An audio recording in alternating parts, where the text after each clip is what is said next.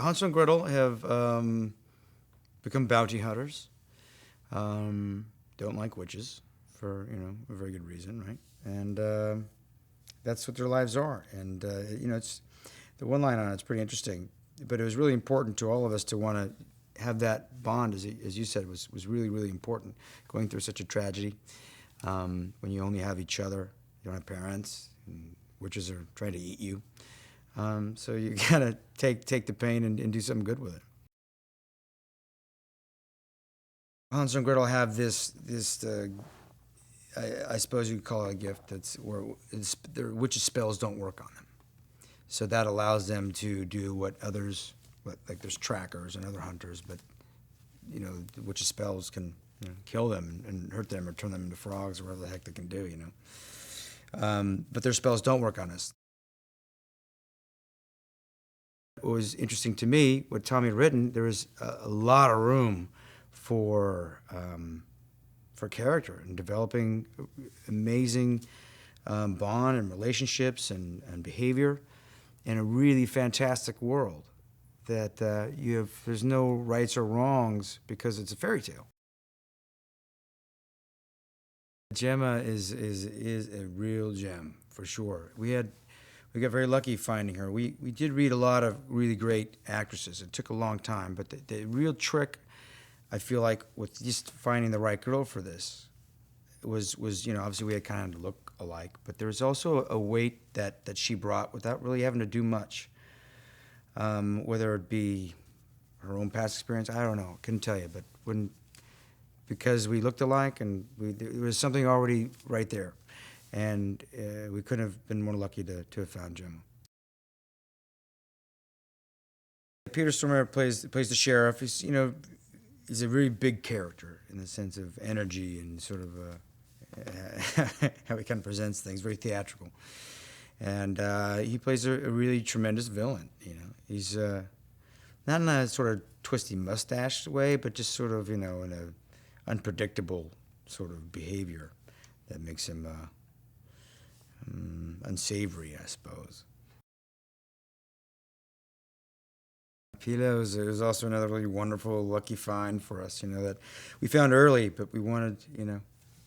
We're glad we got her, and she has a really wonderful quality about her as a woman and also as an actress, and it's and the through line between the two is just that she's charming. She's elegant, she's beautiful, and she's funny, and you just kind of want to. You want to stare at her. It's like to me, her face is like a piece of art. I just always just found myself just staring at her, and she couldn't be more sweet and a tremendous actress. Famke plays Muriel. She's sort of like this, I guess, sort of like this the witch that sort of she has more powers, let's say, than other witches, and she's definitely one to be feared. Even for us, where witch spells don't work on us, it's still one that she's hard to take down. The initial attraction to do the movie came from a little one sheet that I got before I even got the script, and it was something that they ended up shooting in the movie. It's of Hansel and Gretel walking away, and a witch burning in the background. It's fire going, and he has a shotgun, and she's got this crossbow, and they're just kind of walking away, and it's just a poster. Like, that's interesting to me. I don't know why, but it was. And then, being in actually shooting it was as I imagined it to be, and even more so sometimes. Having the environment and the world around you feel like it was. So I didn't have to do any green screen really for the most part. I got to use the surroundings as I would, as if I was there. I wanted to not leave that world.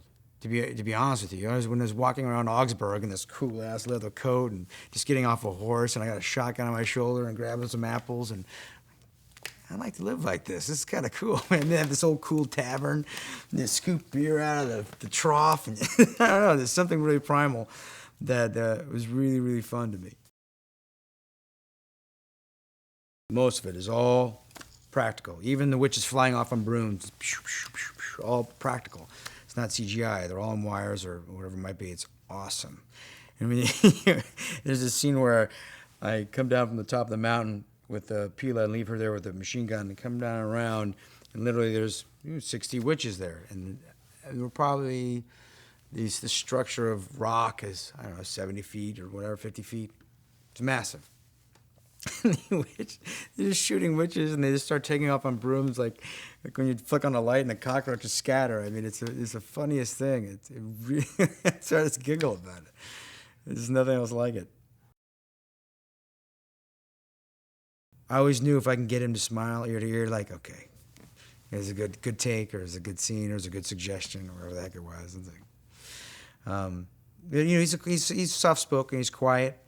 But with that, he can command the set, and he knows what he wants. And I mean, he wrote this story, and he knows what it should be.